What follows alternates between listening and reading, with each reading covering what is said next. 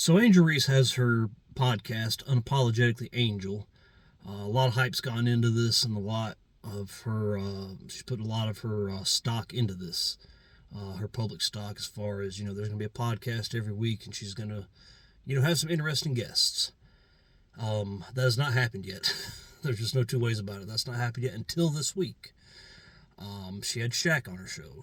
Like her, Shaq went to LSU, even though Shaq spent all his time in LSU. Angel Reese went to Maryland, then LSU.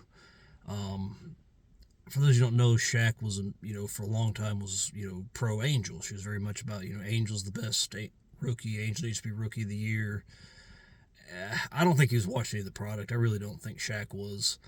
I think once he saw about 5 minutes of each of them playing, Caitlyn and Angel, he realized real quick that, yeah, Caitlyn's a lot better. Like anybody who watched more than 5 minutes of each of them, or at least 5 minutes of each of them, understood that Caitlyn's a lot better than Angel.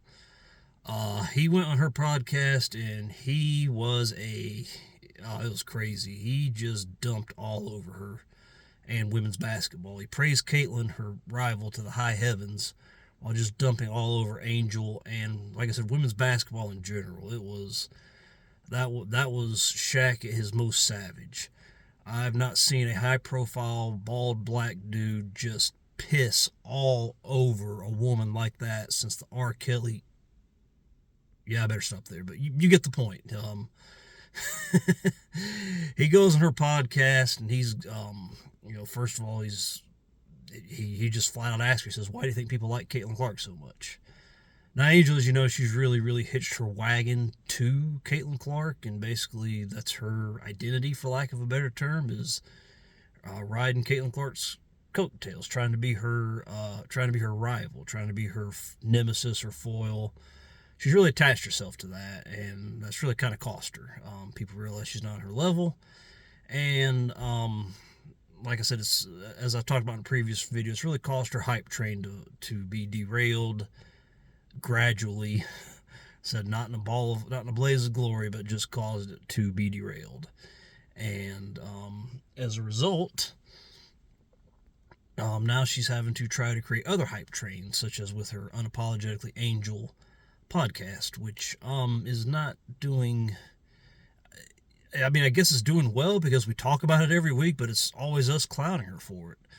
It's us talking about the fact she can't stop talking about Caitlin Clark, and now Shaq just went on there and, oh man, he went off. Once again, he talked about lowering the rim so that women could dunk, because he thinks women's basketball, the only thing it's missing is dunking, like the men's game. I've always been against doing it for that reason, lowering the rims. I was against lowering the rims. Because, like I said, women they're not, even if you lower it, they're not going to have those explosive, crazy dunks that, make us all jump up and say, whoa, things like that. But I got to say, after watching the WNBA this year and seeing just how many missed layups they have, I'm actually for lowering the rims just so they can at least put the ball through the cylinder. The dunks might not be exotic or crazy, but, I mean, at least they'll be doing something. Not having to try layups and missing so many of them. They could help Angel a lot, honestly. So, but of course she's all about no, it's not going to happen. And he's like, well, I mean, and Shaq starts talking about get people talking about it and watching, and then Angel just comes out and says, it's like, well, nobody watches this anyways. I'm like, well, daggone, Angel, you're not supposed to come out and say that. But she came out and said that. So, pretty crazy. She's really put herself in a corner with this. She just has to try to keep her name out there, and it's just not working. She just doesn't really have the personality for it. I'm not saying I do. I mean, you can tell by my videos I don't, but it's just kind of crazy. She's got there, just had to sit there and basically take it and then publish it. Got to publish herself just getting dumped all over.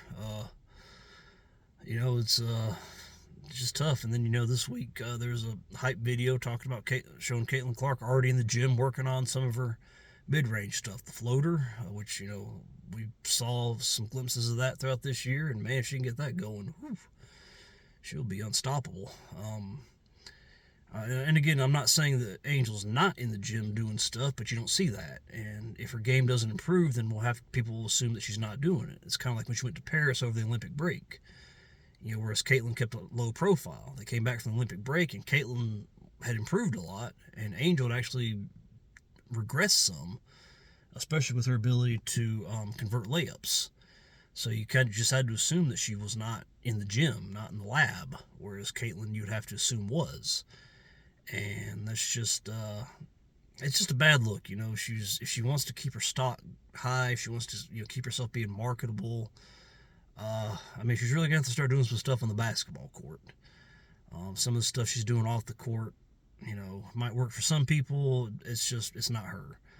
Um, Quite honestly, I think she would be better off at this point either just keeping a low profile and letting her game speak for itself and working really hard on it, or just coming out and saying, "Hey, I'm here to ride Caitlin Clark's coattails. That's all I'm here for. I want to be her foil. I'm trying to. Uh, it's not working. She's basically what she's doing now, just without saying it. Like I said, she can't go 5 seconds without mentioning Caitlin Clark. Um, Kind of tough to see, honestly. I feel like she's capable of better. I feel like she can do better on the court if she would work at it a little bit. Like I said, her rebounding is generational, her rebounding ability, but man, she's got to figure out how to convert those putbacks and stop trying to run the offense through her, and learn some good passing. Once she rebounds the ball, get it to the ball handlers or somebody who can shoot, instead of just the awkward thing she does under the basket, dribble, try to throw up a shot that doesn't even hit the rim, even though she's 6'4", right under the rim trying to do a layup. That kind of stuff's not gonna hold you over for very long. So hopefully all this will be a lesson for her. Hopefully somebody's in her ear telling her this ain't working. If you want to get your hype train or anything resembling a train of hype going again, you're gonna have to start doing better on the court. But I don't know. It looks like she has yes men and yes women in her corner. Shaq, somebody she probably needs to listen to. It looks like he's willing to tell it like it is, but as long as she listens to people like Cheryl Swoops, who's going to tell her she's perfect, and kindly go into her house and check under her bed every night to make sure Caitlin Clark isn't there, I don't see that happening. So be interesting to see where it goes from there, and it'll be interesting to see what we have to talk about after this upcoming week's episode of Unapologetically Angel, where hopefully she doesn't get unapologetically dumped on again. Hopefully.